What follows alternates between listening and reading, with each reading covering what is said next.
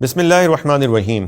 گزشتہ چند سالوں سے قانون ناموس رسالت 295C کو ختم کرنے کی عالمی طور پر جو ہے وہ سازشیں کی جا رہی ہیں۔ جب ہم نے اس کے اوپر ریسرچ کی تو ہمارے سامنے جو حقائق آئے ہیں وہ ہم آپ کے سامنے رکھتے ہیں تاکہ آپ بھی اس کا اندازہ لگا سکیں کہ کس طریقے سے جو ہے وہ پاکستان میں بد امنی پھیلائی جا رہی ہے اور قانون ناموس رسالت 295C کو ختم کرنے کی سازش کی جا رہی ہے۔ ہماری ریسرچ کے مطابق جو یہ سازش پلان کی گئی ہے اس کی 5 ڈائمنشنز ہیں۔ پہلے یہ بات سمجھ لیں کہ پاکستان کی جو اکثریت ہے وہ مسلمان ہے اور مسلمان کسی بھی طور پر جو ہے وہ گستاخی کو برداشت نہیں کر سکتے ہیں۔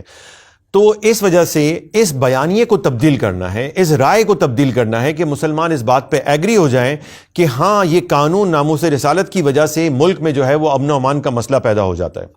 تو اس لیے ان کو چاہیے کچھ بد امنی پیدا ہو، کچھ مار دھاڑ ہو، کچھ قتل و غارت ہو، تو اس کے بعد وہ اس ایشو کو اٹھائیں۔ کسی بھی بڑے معاملے میں رائے تبدیل کرنے کے لیے کچھ واقعات کی ضرورت ہوتی ہے، کچھ انسیڈنٹ کی ضرورت ہوتی ہے۔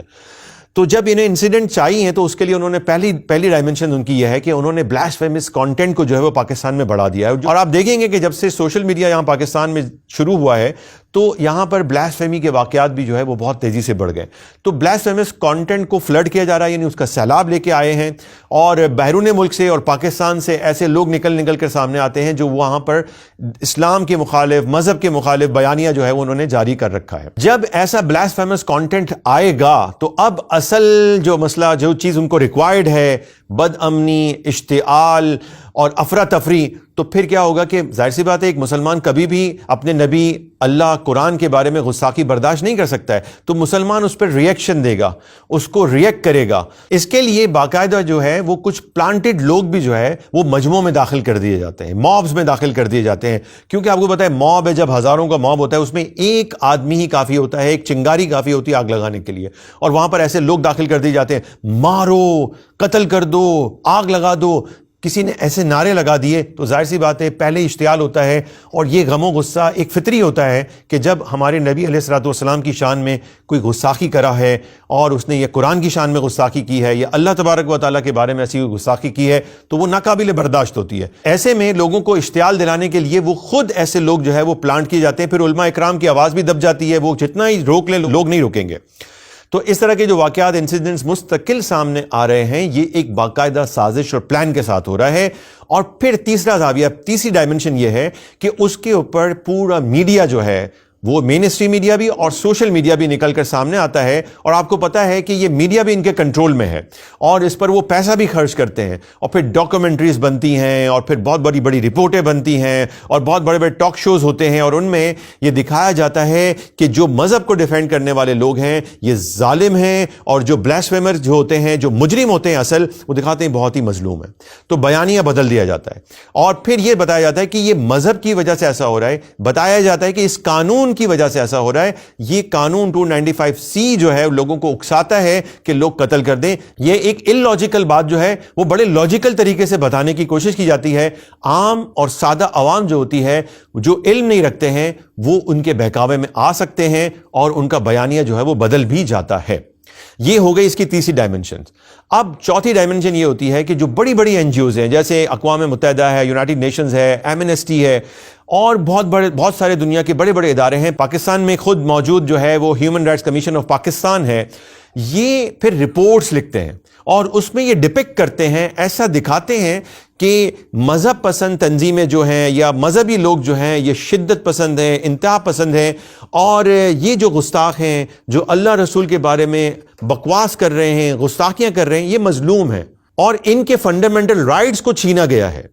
تو ایسی صورتحال کے اندر جب وہ رپورٹس تیار ہو جاتی ہیں تو یہ ایک ٹول بن جاتے ہیں۔ اب ہمارے علماء اکرام جو ہے وہ انگریزی میں یہ رپورٹس تو پڑھتے نہیں ہیں، ظاہر سی بات ہے ان کو یہ اویلیبل نہیں ہوتی ہیں، اور یہ دنیا بھر میں جو ہے وہ اس کو پاکستان کو بدنام کرنے کے لیے جو ہے وہ استعمال کیا جاتا ہے۔ یہ اس کی چوتھی ڈائمنشن ہے، ٹھیک ہے، یہ چوتھا زاویہ ہے اس کا۔ پھر اس کا پانچواں زاویہ یہ ہوتا ہے کہ جب ہماری حکومت اکنامک ڈیلز کے لیے IMF کے سامنے، ورلڈ بینک کے سامنے، امریکہ کے سامنے، یورپی یونین کے سامنے، اقوام متحدہ کے سامنے جاتے ہیں تو وہاں پر یہ رپورٹس ان کے سامنے رکھی جاتی ہیں کہ بھئی آپ کے ملک کے اندر تو بڑا ظلم ہے اور فنڈامنٹل ہیومن رائٹس نہیں ہیں، وہاں پہ تو فریڈم آف ریلیجن نہیں ہے، وہاں پہ تو فریڈم آف اسپیچ اور فریڈم آف ایکسپریشن نہیں ہے، آپ جب تک یہ لوگوں کی ضمانت نہیں دیں گے، ان لوگوں کو پروٹیکٹ نہیں کریں گے، اس وقت تک تک ہم آپ کے ساتھ جو ہے وہ اکنامک ڈیلز جو ہے لونز وغیرہ جو ہے وہ طے نہیں کر سکتے. آپ اس کے بعد بتائیے کیا ہمارے حکمرانوں کا ایسا ایمانی جذبہ ہے کہ وہ ان کو جواب دے دیں گے؟ پھر وہ لیٹ ڈاؤن کرتے ہیں اور پھر یہ کرانا چاہتے ہیں اس حد تک کہ ایک طرف عوام کی رائے تبدیل ہو چکی ہو,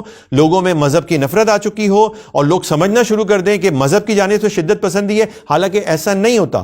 اس کو انیشیٹ کون کرتا ہے؟ ہمیشہ سوال جو ہے وہ میڈیا دوسرا سوال پوچھتا ہے کہ بھائی یہ کیوں مار دیا, کیوں اس کو قتل کر دیا, کیوں احتجاج ہوا, کیوں لوگوں نے اس کے اوپر اپنا جو ہے نا وہ جذبات کا اظہار کیا.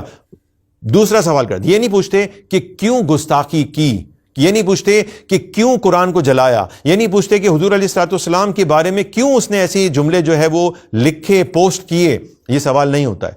تو اس طرح سے جو ہے ہمارے لوگوں کا بھی ذہن تبدیل کیا جا رہا ہے اور یہ پورا پلان ہے کہ 295C قانون ناموس رسالت کو جو ہے وہ ختم کیا جائے, ریپیل کیا جائے یا اس کو امینڈ کر دیا جائے, اسے غیر مؤثر کر دیا جائے. تو اس کے لیے میں آپ سے گزارش کروں گا کہ کچھ احتیاطیں کریں. دیکھیں, ہمیں گستاخیاں یقیناً برداشت نہیں کرنی, کوئی مسلمان برداشت نہیں کر سکتا ہے. ہمیں کسی بھی طرح ان کی چال کا, ان کی سازش کا کوئی حصہ نہیں بننا ہے. ہمیں بہت ہی طریقے سے ان کی سازش کو ان پر پلٹنا ہے. تو ہمیں یہ کرنا ہوگا کہ ہمیں اپنے آئین اور قانون کے مطابق ان تمام امور کو ڈیل کرنا ہے. یہ بھی نہیں ہو سکتا کہ ہم خاموش بیٹھ جائیں. کوئی گستاخی ہو تو ہم اس پہ کوئی رد عمل نہ دیں. آپ رد عمل دیں لیکن وہ قانونی رد عمل ہو, اور قانون ہمارا پروٹیکٹ کر رہا ہے. وہ بلاسفیمی لا ہمارے پاس موجود ہے اور ہمارا آئین بھی ہمیں پروٹیکٹ کرتا ہے. ہمارے پاس ایسے ادارے بھی بنے ہوئے ہیں. تو ہمیں یہ کرنا ہے کہ قانون کو ہاتھ میں نہیں لینا بلکہ قانونی ذریعے سے انہیں کیفر کردار تک پہنچانا ہے. اب جو میں باتیں آپ سے عرض کرنے جا رہا ہوں کچھ ڈو اینڈ ڈونٹس ہیں, کچھ کرنے کی ہیں, کچھ نہیں کرنے کے کام ہیں. تو میں گزارش کروں گا ہمارے علماء اکرام سے, اساتذہ اکرام سے اور جو بھی عوام کے ساتھ جو ہے وہ بات کرتے ہیں ان تمام حضرات سے کہ ان باتوں کو آگے بھی پہنچائیں. پہلی چیز تو یہ ہے کہ اگر کوئی گستاخی کا واقعہ ہوتا ہے, چاہے وہ سوشل میڈیا پہ ہوتا ہے یا آپ کے سامنے ہو رہا ہے, تو آپ سب سے پہلے اسے علماء کے سامنے رکھیں. کیا واقعی وہ گستاخی بھی ہے؟ یہ ہم سے غلطی ہو جاتی ہے بعض اوقات, جذبات میں آ کے لوگ ہر چھوٹی سی بات کو بھی جو ہے وہ گستاخی کہنا شروع کر دیتے ہیں. اس بات کا خیال رکھیں کہ گستاخی ایک بہت ہی بڑا جرم ہے. گستاخی ایک ایسا جرم ہے جو کفر ہے. کفر کرنے والا مسلمان مرتد ہو جاتا ہے, یعنی وہ اسلام سے ہی باہر ہو جاتا ہے, اور اس کی سزا موت ہے جو شریعت کے مطابق اور ہمارے تعزیرات پاکستان کے مطابق ہے. اس لیے کسی پر بھی آپ نے خود فیصلہ کر گستاخی کا الزام نہیں لگانا ہے. اگر کوئی ایسا واقعہ ہوتا ہے اور آپ سمجھتے ہیں کہ گستاخی ہے, آپ فوراً علماء اکرام کے پاس جائیں, اور کسی عام عالم کے پاس نہیں کہ آپ کسی مسجد کے امام یا مؤذن کے پاس آپ چلے گئے, کسی خادم سے جا کے آپ نے مسئلہ پوچھ لیا, نہیں, بلکہ آپ کو ایک سیزنڈ عالم یعنی ایک تجربہ کار عالم جنہوں نے کوئی فتویٰ کا کام کیا ہو, مفتی ہوں اور انہوں نے کوئی 10-15 سال فتاویٰ دیے ہوں, ان کے پاس جا کر پورا کیس رکھیں. اگر وہ کہیں کہ ہاں یہ گستاخی ہے تو پھر آپ پولیس میں جا کر اس کو رپورٹ کریں.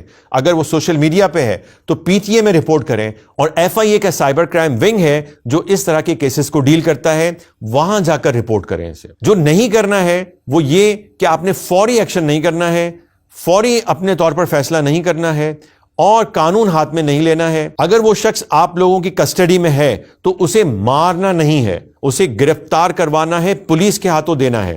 آپ نے خود جو ہے وہ اس کے اوپر تشدد کر کے اس کو قتل نہیں کرنا ہے, اس کو زخمی نہیں کرنا ہے, بلکہ اسے پولیس کے حوالے کرنا ہے اور وہاں پر جا کر مقدمہ درج کروا کر اس پھر مقدمے کی پیروی کرنی ہے. اور اگر آپ کے سامنے یہ سوشل میڈیا پہ یہ واقعہ آیا ہے تو آپ اس کی شیئر نہ کریں, کیونکہ وہ تو چاہتے ہیں کہ یہ باتیں شیئر ہوں اور یہ نارملائز ہو جائیں اور لوگ اس کو دیکھ کر عادی ہونا شروع ہو جائیں. تو آپ اس کا حصہ نہ بنیں اور آپ اس طرح کی باتیں آگے نہ بڑھائیں. اور آخر میں میرا پیغام ان لوگوں کے لیے ہے جو سوشلسٹ ایکسٹریمسٹ ہیں, کمیونسٹ ایکسٹریمسٹ ہیں, نیشنلسٹ ایکسٹریمسٹ ہیں, جو ایتھسٹ ایکسٹریمسٹ ہیں, سیکولر ایکسٹریمسٹ ہیں, وہ اسلام مخالف, مذہب مخالف کانٹینٹ کو ہٹا دیں, ورنہ ہم انہیں قانون کے دائرے میں لا کر عدالتوں تک گھسیٹیں گے اور انہیں کیفر کردار تک پہنچا کر ہی دم لیں گے. اور یہ واضح رہے ان تمام قوتوں کے لیے کہ جو چاہتے ہیں کہ قانون ناموس رسالت کو ختم کیا جائے, یہ مسلمانوں کی ریڈ لائن ہے اور ہم اسے کراس نہیں ہونے دیں گے.